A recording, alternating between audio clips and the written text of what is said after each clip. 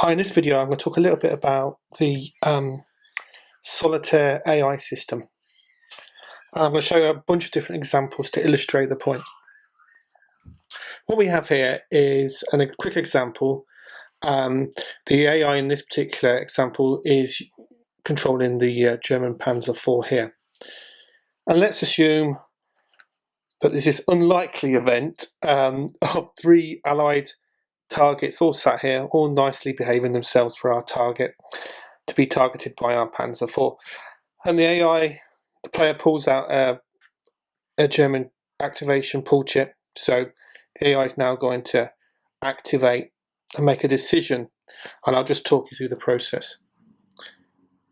When deciding what the AI will do, you're going to run through a series of priority statements.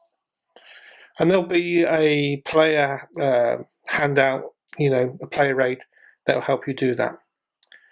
The long and short of it is if a target presents itself, the AI will choose that target and it will prioritize the target based on the chance of inflicting the most amount of damage or the easiest amount of damage to it. So in this example, it's got a Sherman to the front, it's got an M10 to the rear, and it's got a Stuart also to the front. In this example, it will target the M10 at the rear. Why? Because it gets a +2 on its armor penetration to that M10. So of those three examples, it will target the one to the rear.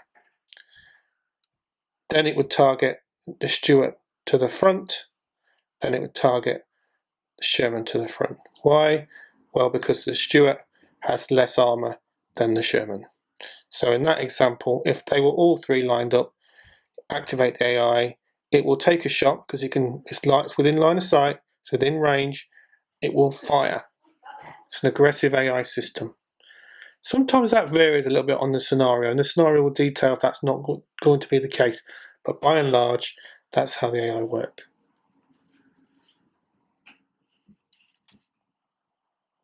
So just to recap, on this example, the first step would be to look for a target from the rear. If there is no target that it can target from the rear, then it will go to the side. If there is no target from the side, it will go and then try and target something from the front. But you go through that step, and by and large, I've found that in playing the game Solitaire, it will pick the most satisfying target and that makes the most sense. So what do you do if there are no targets? Well, that's okay, because the process you'll go through will prioritize targets first, and if there are no targets, then it'll go to another set of priorities. So in this example, the Panzer IV, once activated, has no clear target. It doesn't matter if they were the side or the rear, doesn't matter, it has no line of sight. So it can't target them. What would happen here is the next priority would be for this tank who's in the open to get cover. And the way the cover priority system works, it's around the way the cover stacks. The first thing it would try and do is move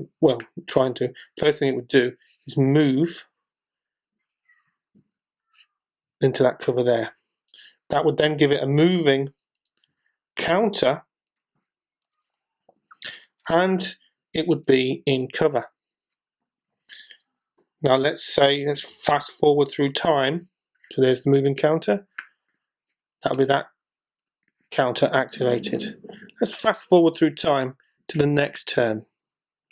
And it's exactly the same scenario, but we're one turn ahead. So it's in cover already. Player activates it. It still has no target. The allied player, for whatever reason, has chosen not to move anything. There's no target. It would now go the next priority, because it's already in cover, doesn't need to go to another piece of cover. The next priority would go hold down in cover. The reason it would do that is it's stacking its defense. So it's hold down and in cover. So there would be a double negative for the player trying to hit it. Now, if a target presented itself, let's say there's one there, or in the next turn, it wouldn't go in cover because there's a target. It will shoot the target. There's no target. will try and stack its defense. So it's going hull down. Conversely, let's fast forward through time again to the next turn. It's hull down, it's in cover. The player still hasn't moved anything. Don't know what the allied player is doing over there, but hasn't moved anything. It's in hull down, it's in cover. There's still no target. It will now use its smoke. Here we go. Thus presenting an even harder target. Somewhat depends on the scenario. There will be some specific scenarios that will say, you know, once an AI is in cover, it will then go to a, where's a counter for it? I can't find one. It'll go to a snap fire. And it'll prioritize snap fire over hull down. So there are some flexibility within the scenarios, the way they've written, to influence that stack process the AI will go through. All this is described in the rules and specific to the scenarios. But as you can see, there's a very methodical process that when you activate an AI counter, there are steps you can go through looking for targets. If there are targets, it will prioritize the target that has the most chance to penetrate and to hit, which is governed by the facing of the hex. So let's pick an example. We've got a Sherman. Let's use a good example. We've got a Sherman from the rear, and we've got a Stuart from the front. The Panzer IV in that example will target the Sherman because it's the rear. Even though the Stuart's a softer target with an armour of 4, the Sherman has an armour of 5. From the rear, it's a -2. That would bring it down to, you know, the penetration of a 3. So the Panzer IV will target the Sherman. If there are cases where, let's say, there we are, the Stuart's from the side, so -1, you could argue that they're both equal. It simply will target the nearest thing to it. If there are other cases where you have to determine, use a dice or a coin, you know. But by and large, there's a priority stack, priority process you go through when activating a counter and determining what it will do. Now, how do you decide which counter to activate?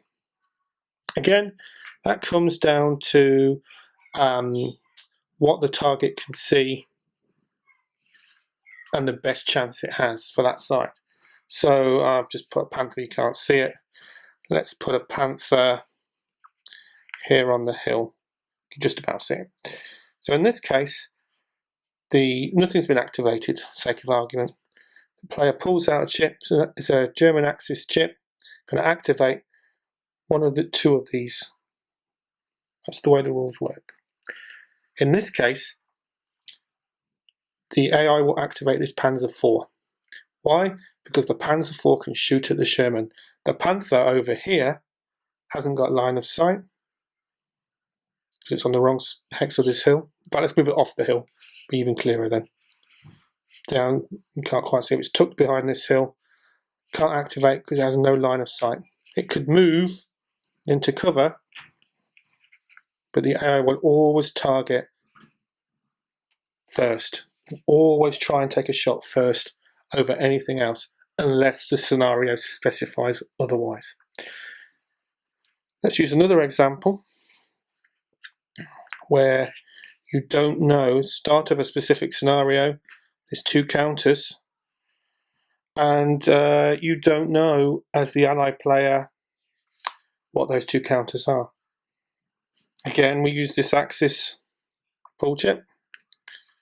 So we've got to now, and they can both target the Sherman from the rear, this one and this one. So which one do you activate and thus reveal itself? Let's have a look at the range. So here we go, 1, 2, 3, 4, 5, 1, 2, 3, 4. Closest range. This will activate first. Boom, Panzer IV. So again, there's a very defined process for working out A, which counters to activate based on their priority stack, and then B, which will help you determine what they actually do.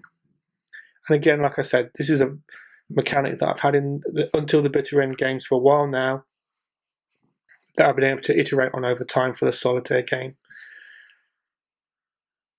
and play test and iterate, and get feedback from the community. So hopefully that'll give you a good overview of how the AI system works. Like I said, it's all fully covered in the rules. There will be a player aid to help you navigate and go through that, especially the first few times that you play through the game. And as I said in earlier videos, there are Solitaire specific scenarios for this game that again have a little bit more extra specifics to that scenario for how the AI will operate. So for example, some of the scenarios, the AI are defending and they will not leave the hill. For example, there's a hill here. They will not leave it.